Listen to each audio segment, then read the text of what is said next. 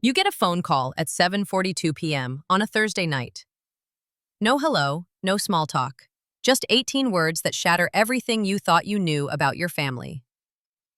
Don't bother coming to the family reunion. We're cutting ties. Click. And just like that, your entire world changes forever. But here's the twist. What if I told you that phone call wasn't the end of the story? What if it was actually the beginning of the most satisfying revenge tale you'll ever hear? Stick around because what happens next will blow your mind. Meet our main character. Let's call her Sarah. She's the youngest of two kids in a family that built their fortune from scratch. Her dad started with nothing but grease under his fingernails and a dream. One mechanic shop became a franchise, then a regional chain. The American dream, right? Wrong. Sarah's older brother? He was the golden boy. Charismatic, reckless, could do no wrong in Daddy's eyes. Meanwhile, Sarah? She was the one keeping the lights on, the invisible workhorse, the one who made sure everything actually functioned, while everyone else took the credit. Now pause for a second. Have you ever felt invisible in your own family? Like no matter what you do, you're just there? Sarah lived that nightmare for years. While her brother was out focusing on vision, whatever that means, Sarah was knee-deep in spreadsheets by age 12, managing payroll at 16 during spring break while her friends were at the beach. No thank yous, no recognition, just the unspoken expectation that she'd always be available, always obedient, always invisible. Her mom? She played the perfect supportive wife role, hosting dinners, folding invoices, smiling through meetings, then pulling Sarah aside later to whisper, "Your father's building something for us. Be grateful, sweetheart." So Sarah was grateful, or at least she tried to be. She studied hard, got her MBA from a top school, even turned down an amazing corporate job because Daddy said, "Family before ambition." He needed someone to help with regional expansion, someone reliable, someone who wouldn't ask too many questions. Fast forward to the big moment. The company needed $2.5 million for a new headquarters. Sarah had negotiated the lease, compared rates across 6 banks, and landed an incredible deal. But the bank wanted a second signer for the loan. Her brother? His credit was trashed. Her father? Didn't want to risk his personal assets. So they turned to Sarah. No big speech, no family dinner, just papers on the table and a pen already uncapped. Sarah hesitated for maybe half a second. Then she signed. Because somewhere deep inside, she still believed that if she was loyal enough, useful enough, they'd finally see her. Not as the backup plan, but as part of the plan. Spoiler alert. They never said thank you. They just assumed it was her job. That was 2 years ago. Sarah thought she was investing in a future they'd all share. She didn't know she was just making herself useful enough to be completely invisible.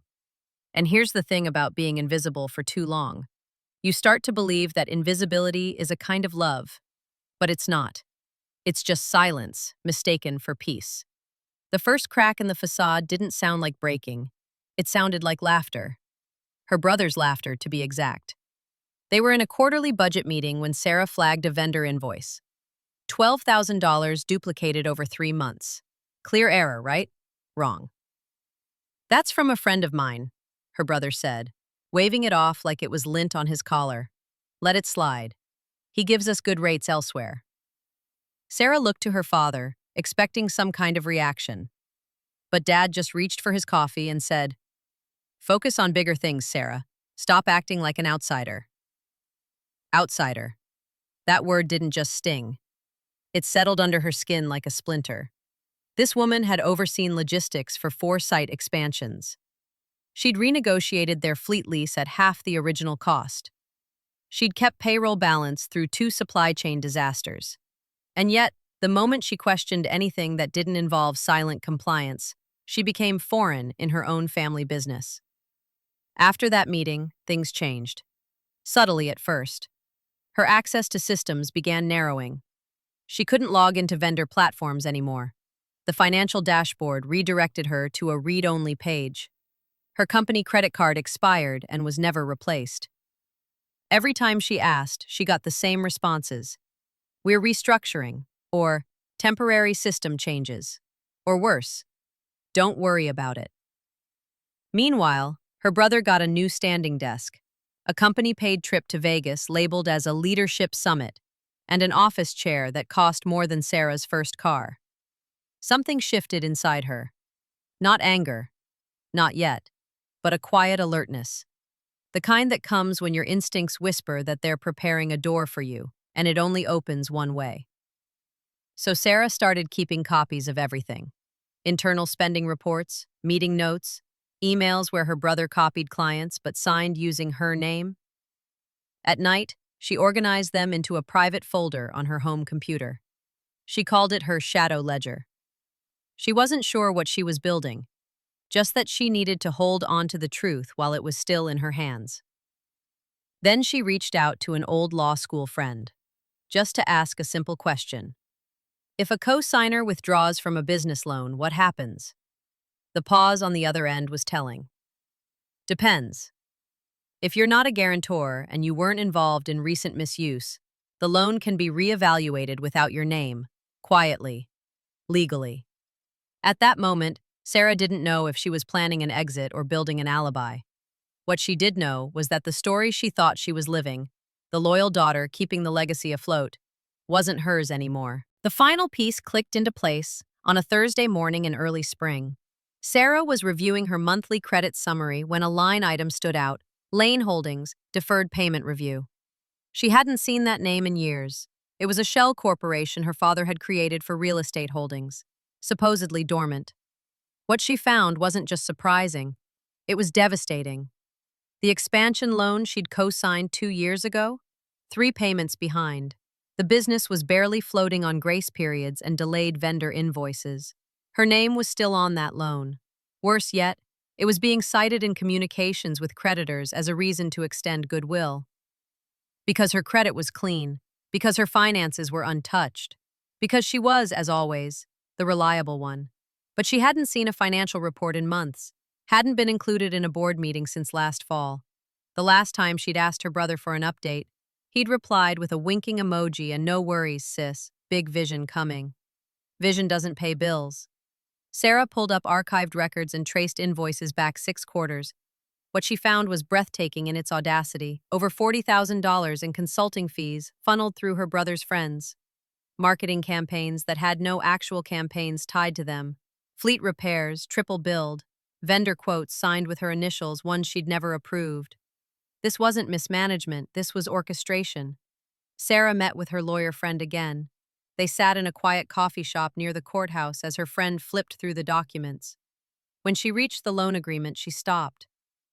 "You're not listed as a guarantor," she said. "Meaning what?" "Meaning they used your name to secure it, but you're not legally bound if you withdraw before restructuring." Her friend set down the papers, folded her hands, and said something Sarah would never forget. "You don't need to confront them. Don't warn, don't scream. Just move the brick holding up their wall and let it fall." That evening, Sarah went home and opened her folder. She'd renamed it from Shadow Ledger to Redemption Plan. It took 4 minutes. That's how long the portal stayed open once she logged in using administrative credentials she'd created 2 years earlier, back when she still had full access. Back when she thought she was building something real. The screen flickered once, then showed co-applicant status, active, modification options available. She clicked Remove, uploaded the signed withdrawal letter her lawyer had helped her prepare, typed in her PIN, and submitted.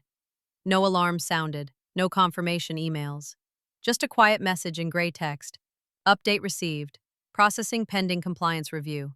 It was done. Next, she emailed the bank's loan manager with a professional summary of financial discrepancies, vendor fraud, altered signatures, and access restrictions indicating internal exclusion. Within the hour, the bank froze the operating account and triggered an internal review. Quietly. No call to her father, no memo to her brother. Just a pause, a blinking cursor in their system, where once there had been blind trust. The next morning, Sarah woke up to 32 missed calls. By mid-afternoon, there were 78. From her mother, her father, her brother, and one from their company accountant. His voicemail was high-pitched, almost cracking. "Sarah, call me now. This is serious. The loan's collapsing.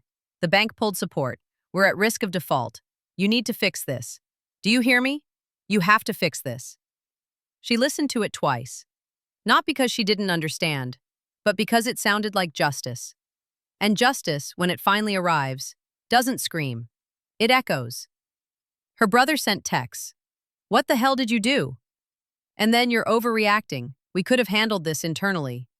But the word we didn't land anymore. There hadn't been a we in a long time.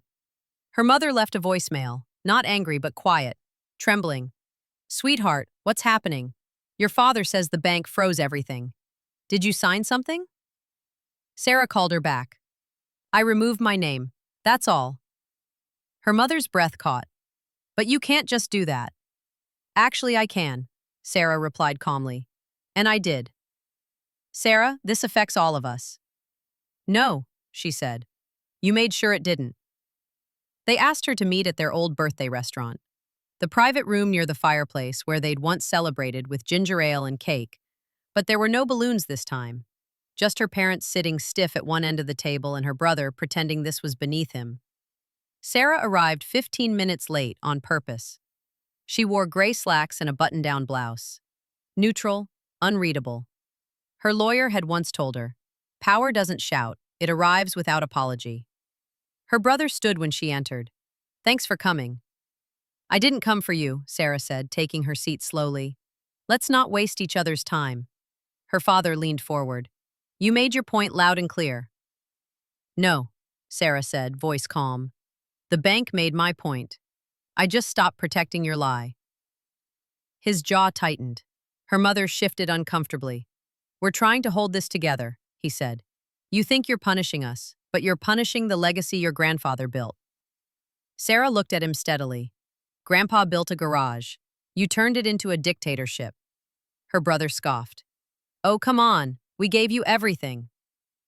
You gave me a job, Sarah said, meeting his gaze. Not a voice. The silence that followed was dense, almost warm, like a room that had finally stopped pretending to be anything else. Then her mother spoke, almost in a whisper. What do you want, Sarah? That was the question, wasn't it? Not revenge. She'd already taken that. What she wanted now was clarity. Sarah reached into her bag and placed a sealed envelope on the table. This is a signed affidavit confirming I've permanently withdrawn from the company loan, the board, and all business operations. You will never use my name again. Her father opened his mouth, but Sarah raised a hand. I'm not finished. I'm also submitting an anonymous tip to the state auditor. There are funds missing, vendors unpaid, payroll inconsistencies. She slid the envelope forward. It's your mess now, fully, legally. Her brother's face turned red. You're destroying us over ego. I'm not destroying anything, Sarah said, standing. I'm just removing the illusion that I was ever part of it. She turned toward the door. Behind her, for the first time in her life, her father said the one word she never expected to hear. Sarah, please. She paused. Not from hesitation, but from satisfaction. You left a voicemail telling me we were done. I'm just agreeing with you, formally. And then she left. The story made it into the papers eventually. Just a quiet piece in the local business section. Sarah didn't leak it, but she knew who did. Her lawyer called 2 days later, voice half serious, half smiling. When people lose power, they look for someone to blame. They just didn't expect that person to have already walked away. 3 months later, Sarah was living in a small loft downtown. Nothing fancy, just sunlight, clean windows, and space enough for both a desk and peace. She started consulting quietly, helping small women-led startups avoid the kind of trap she'd lived through. Not because she needed purpose, but because she already had it. Then an envelope arrived at her new address. No return name, just the bank's logo. Inside was a single sheet of paper. This letter confirms that the commercial loan associated with Sarah's name has been formally withdrawn and restructured. No further obligation remains. No thank you. No apology. No spin. Just a line drawn in ink. In law. And finally, in truth. That night, Sarah lit a candle by her window. The loft was quiet, the city below hummed, unaware and alive. She thought of that voicemail, one last time. Don't bother coming to the reunion. We're cutting ties. They wanted silence, obedience, absence, and they got all three. What they didn't expect was that she would thrive inside that silence, that she would build something, not out of revenge, but out of reality. Sarah poured a glass of wine, opened a new client file, and wrote one line at the top. "You're not difficult. You're just finally visible." And then she kept going. Sometimes the best revenge isn't getting even. It's getting free. Sarah didn't just escape her toxic family business. She dismantled their power over her so completely that they couldn't even blame her for it. She used their own weapons against them: their greed, their assumptions, and their underestimation of the quiet one. If this story hits you right in the feels, smash that like button, because stories like this need to be heard. And if you've got your own toxic family drama, drop it in the comments. We're all here for it. Don't forget to subscribe, because we're just getting started with these wild family business betrayals. Trust me, you won't want to miss what's coming next. Until then, remember, you're not the problem. You're just finally awake.